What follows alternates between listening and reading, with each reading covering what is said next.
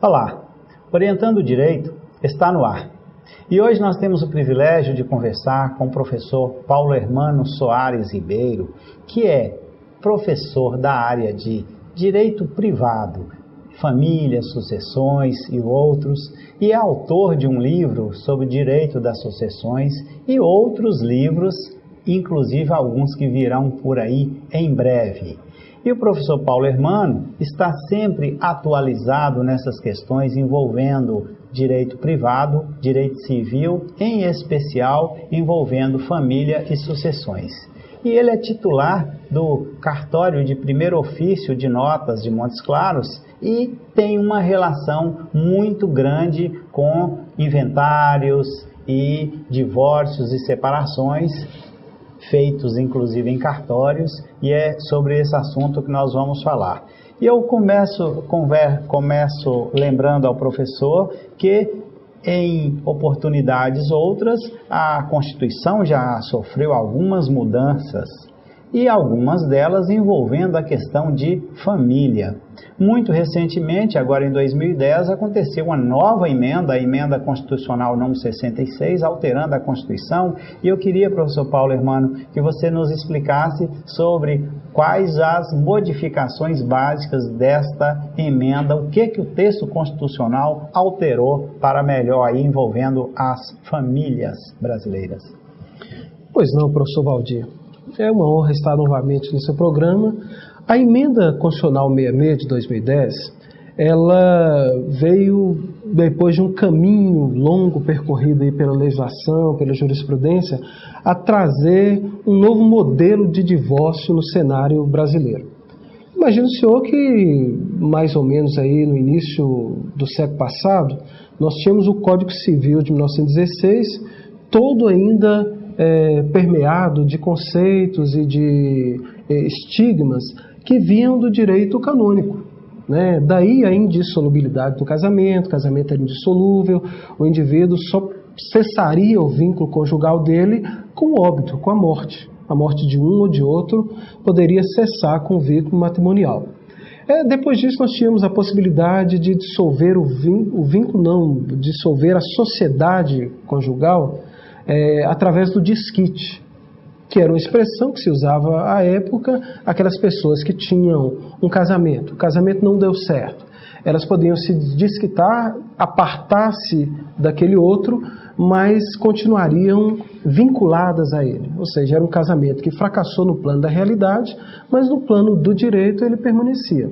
E isso perdurou até mais ou menos 1977, que foi quando nós tivemos uma emenda constitucional que quebrou a indissolubilidade do casamento, que vinha das constituições anteriores, e permitiu que as pessoas pudessem se divorciar. A princípio, o divórcio podia acontecer apenas uma vez na vida do indivíduo. Ou seja, quem era solteiro e se casasse com alguém divorciado, aí se eles se separassem de novo, aquele solteiro não poderia se casar outra vez, porque o divórcio permitia apenas uma única extinção, apenas uma outra segunda oportunidade. Depois disso, nós tivemos a inclusão no ordenamento jurídico, na legislação infraconstitucional, de uma ampliação da possibilidade de divórcio. Ou seja, o divórcio passou a contemplar mais vezes, mais oportunidades. Então, o indivíduo podia se divorciar, e se não der certo, ele poderia se divorciar de novo, poderia se casar outra vez, e isso sem um termo, sem uma quantidade de vezes definida. Até que nós chegamos, no ano passado, na Emenda Constitucional 66. O que essa emenda fez foi eliminar do texto constitucional a necessidade que havia de primeiro o indivíduo se separar para só depois ele poder se divorciar. O que acontecia antes? O indivíduo casava-se, se o casamento por alguma razão não desse certo, ele teria que se separar judicialmente. E depois de se separar judicialmente, ele teria que aguardar um prazo de 1 ano, pelo menos, para poder pleitear o divórcio. Ou então ele apartava do seu cônjuge, aguardava 2 anos, que seria o período de separação de fato, e assim e ele poderia pleitear o divórcio. O que a emenda fez foi eliminar essa necessidade de prazos. Então, hoje o indivíduo não precisa nem passar pela separação prévia, nem aguardar o tempo de 2 anos, ou qualquer tempo que seja, para pleitear o divórcio. E o interessante dessa emenda é que ela não fez incluir nada na legislação. Na verdade, o que ela fez foi excluir do texto constitucional as condicionantes, o que a lei exigia para que o divórcio pudesse acontecer. Ela apenas eliminou o excesso. Então ela acabou ficando assim: é possível o divórcio extingue com a sociedade conjugal. Pronto. E daí a gente extrai todas as consequências jurídicas que nós colocamos da desnecessidade da separação prévia para o divórcio. Professor, hoje também, não na emenda número 66, que alterou o texto constitucional, mas um pouco antes, surgiu uma lei, a 11.441, permitindo que esses procedimentos fossem feitos não apenas e tão somente perante o Poder Judiciário. Já se pode ir a um cartório de notas e lavrar uma escritura pública de separação ou de divórcio e também, por que não dizer aqui, o tema não é esse, mas também de inventário, e levar depois esse documento lavrado por um tabelião que tem fé pública para o registro nos órgãos competentes, como o DETRAN, cartório de registro de imóveis e outros. Qual a ligação que você faz para nós da 11.441 dessa lei com a emenda constitucional número 66? Pois não. Bom, a emenda favoreceu a facilitação do divórcio no plano do direito material. A Lei 11.441 é uma lei instrumental, é uma lei de procedimento.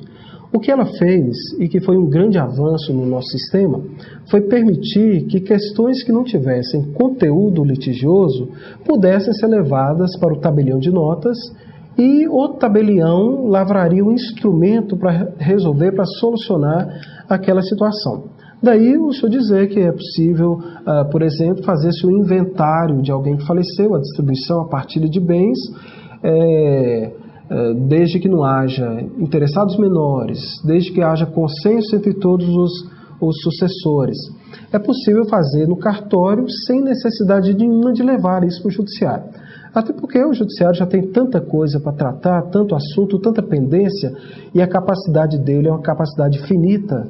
Então, acaba acumulando-se processo. Então, a lei faz com que, deixando as coisas de litigiosidade para o judiciário, lá tem gente competente para resolver isso, e as questões sem conteúdo litigioso vão para o cartório.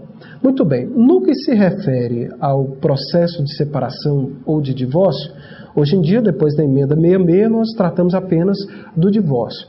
Mas o que nós aproveitamos dessa lei 11.441, que é anterior à emenda 66, que é de 2010, é justamente o procedimento que foi inaugurado com a lei 11.441, nós utilizamos com o conteúdo normativo da emenda constitucional 66. Ou seja, se nós temos uma situação fática, onde o casal está consensualmente interessado em se divorciar, eles não possuem filhos menores, não possuem filhos incapazes. A partilha de bens, o que vai ser dividido, está perfeitamente acordado entre eles. A pensão de alimentos, se houver, já foi estabelecida, já foi acordada. Ou seja, não há, a não ser no quesito da separação, não há outro elemento de litigiosidade, então nós podemos lavrar. Aí nós fazemos a escritura pública de divórcio, que tem o mesmo efeito de uma sentença judicial, vai ser levada ao cartório de registro civil, vai ser transcrita e atualiza o estado civil dos interessados.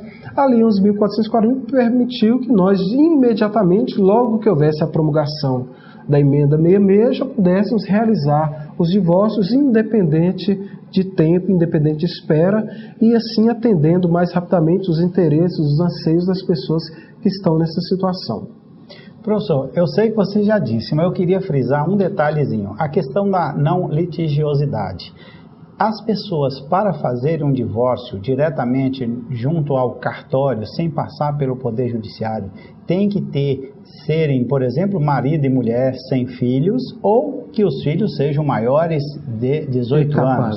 Seriam esse caso? Você confirmaria esse detalhe para a gente? A situação de fato que deve ser apresentada ao cartório é essa. São casados, regularmente casados, não têm filhos, ou se tiverem, esses filhos são maiores de 18 anos e não são incapazes, porque se forem incapazes também há um impedimento. E até o inverso também. Já tivemos a oportunidade de receber um casal que declarava que não tinha filho, mas ela estava grávida. Né? Independente daquela discussão que se faz, se a nossa teoria depois do nascimento, ou antes do nascimento, concepcionista ou natalista, não interessa isso, está lá, é uma pessoinha dentro dela, em gestação, é um menor cujos interesses precisam ser preservados. Então nós não podemos lavrar a escritura também nessa situação. Professor, houve também uma alteração. A lei nossa cuidava, a nossa lei civil, e cuida de regular situações que às vezes interferem nas decisões das pessoas. A questão do regime de bens, comunhão universal, separação total e outras modalidades de regime de casamento, existe uma determinação, uma limitação. Quando a pessoa tinha mais de 60 anos de idade, obrigatoriamente tinha que casar com separação total de bens, independentemente da vontade da pessoa. E houve uma alteração, e você tem um ponto de vista muito interessante que eu gostaria que você comentasse para nós sobre essa alteração. Quantos anos agora, quais os benefícios principais, com quantos anos que a pessoa, até quantos anos de idade a pessoa pode escolher o regime de casamento? Pois não. Olha, quando as pessoas se casam, elas podem estabelecer contratualmente qual é o regime de bens que vai prevalecer, que vai valer durante a relação. Aí nós temos o regime da comunhão universal de bens, que é aquele regime do amor total, tudo que é meu é seu, tudo que é seu é meu.